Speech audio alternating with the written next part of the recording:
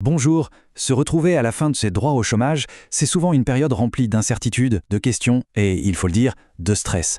Le but ici, c'est de vous donner un guide, une feuille de route claire et pratique pour vous aider à naviguer cette transition et à y voir plus clair dans les options qui s'offrent à vous. C'est la grande question, n'est-ce pas? Qu'est-ce que je fais maintenant? Eh bien, cette présentation est là pour y répondre. On va explorer ensemble, pas à pas, les démarches à faire, les aides qui existent et surtout, qui sont les bons interlocuteurs pour vous accompagner. Allez, on rentre dans le vif du sujet. La toute première chose à bien comprendre, c'est qu'on change complètement de monde. On quitte un système d'assurance pour lequel on a cotisé en travaillant pour entrer dans un système d'aide sociale qui est basé sur un état de besoin. C'est un changement de logique radical et c'est la clé pour comprendre tout le reste. Ce tableau, il résume parfaitement la différence. D'un côté, le chômage, c'est un droit qu'on a acquis, une sorte d'assurance qu'on touche parce qu'on a travaillé et cotisé. De l'autre côté, le revenu d'intégration sociale, c'est une aide, un filet de sécurité de la société pour garantir un minimum vital quand on n'a plus d'autres ressources. L'un remplace un salaire, l'autre assure la dignité. Et ça nous amène à deux acteurs principaux qui ont des rôles bien distincts.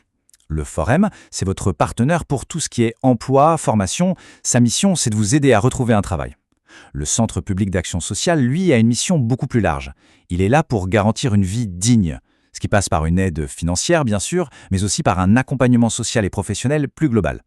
Bon, maintenant, passons à l'action. Que faire concrètement? Avant même de penser à contacter le Centre public d'action sociale, c'est vraiment crucial d'explorer toutes les autres pistes. La loi est très claire là-dessus, l'aide sociale, c'est le tout dernier recours.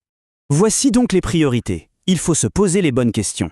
Est-ce qu'une formation pourrait m'ouvrir des portes? Est-ce que j'ai vraiment tout tenté dans ma recherche d'emploi, y compris les agences d'intérim ou mon réseau personnel?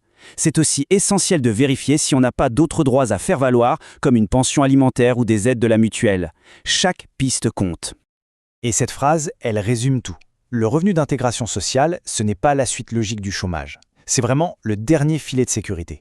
Le Centre public d'action sociale va d'abord s'assurer que vous avez bien essayé d'ouvrir toutes les autres portes avant de vous ouvrir la sienne. C'est important de le savoir pour bien gérer ses attentes. D'accord, donc une fois que toutes les autres solutions ont été envisagées, il est temps de prendre contact avec le Centre public d'action sociale. On va maintenant décortiquer le parcours de la demande, étape par étape, pour que tout soit le plus limpide possible. Attention, voici un point absolument crucial, le timing. La demande ne peut se faire qu'une fois que vos droits au chômage sont officiellement terminés, pas un jour avant. Pourquoi? C'est assez logique en fait. Le Centre public d'action sociale doit évaluer votre situation réelle au moment où vous n'avez plus de revenus, pas une situation future qui pourrait encore changer.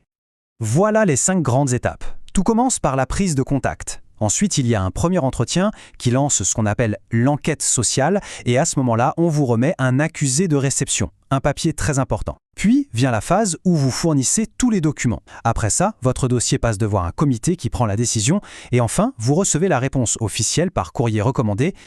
Un petit conseil pour que tout se passe le mieux possible, soyez préparés. Avoir ces documents sous la main dès le début, ça va vous faire gagner un temps fou et ça montre que vous êtes prêt à collaborer. Il s'agit simplement de prouver qui vous êtes, quelle est votre situation familiale, vos revenus, vos dépenses et que vous êtes bien disponible pour l'emploi. Alors, le terme enquête sociale, ça peut faire un peu peur, mais il ne faut vraiment pas s'inquiéter. Le but, c'est simplement pour l'assistance sociale de vérifier de manière objective que votre situation correspond bien aux conditions fixées par la loi. Ce n'est pas un jugement. Il ou elle rassemble des faits et ça inclut une visite à domicile qui est obligatoire pour confirmer votre adresse. 30. C'est le nombre de jours à retenir. Une fois que vous avez reçu l'accusé de réception de votre demande, le Centre public d'action sociale a un délai légal de 30 jours maximum pour prendre une décision. C'est une info importante, ça vous donne un horizon de temps et ça vous permet de vous organiser. Ok, imaginons maintenant que l'aide est accordée. Que se passe-t-il après? Eh bien, ce n'est pas juste une question de recevoir de l'argent. C'est le début d'une nouvelle phase, une sorte de partenariat avec le Centre public d'action sociale, avec des droits et des devoirs de chaque côté. L'outil principal de cette collaboration, c'est le PIS. Ça veut dire Projet individualisé d'intégration sociale. Le mieux, c'est de voir ça comme un contrat, un plan d'action que vous construisez ensemble, avec votre assistance sociale. Ce n'est pas une contrainte qu'on vous impose, c'est un accord sur les étapes à suivre pour retrouver votre autonomie. Et bien sûr, qui dit contrat, dit engagement. De votre côté, c'est surtout une question de collaboration et de bon sens. Honorer les rendez-vous, faire les démarches qui ont été décidées ensemble et surtout, communiquer.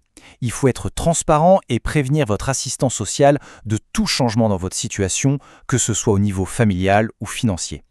On en vient à une question qui angoisse beaucoup de monde, et c'est tout à fait normal de se la poser. Est-ce qu'un jour, il faudra rembourser cette aide? C'est une question très importante, alors abordons-la directement. La réponse, en principe, est non. Il faut être très clair là-dessus. Le revenu d'intégration sociale, c'est un droit, pas un prêt. Le remboursement n'est demandé que dans des cas de fraude, si on a menti dans sa déclaration par exemple, ou dans des situations techniques bien particulières. Mais si on est honnête et transparent, il n'y a rien à rembourser. Pour terminer, j'aimerais qu'on se pose une dernière question. C'est certain, c'est une période difficile à traverser. Mais ce passage par le Centre public d'action sociale, avec un accompagnement et un projet personnalisé, ne pourrait-il pas aussi être une occasion de faire le point, de se poser et de reconstruire un projet d'avenir? Comment transformer cette épreuve en une véritable étape de reconstruction? La question mérite d'être posée.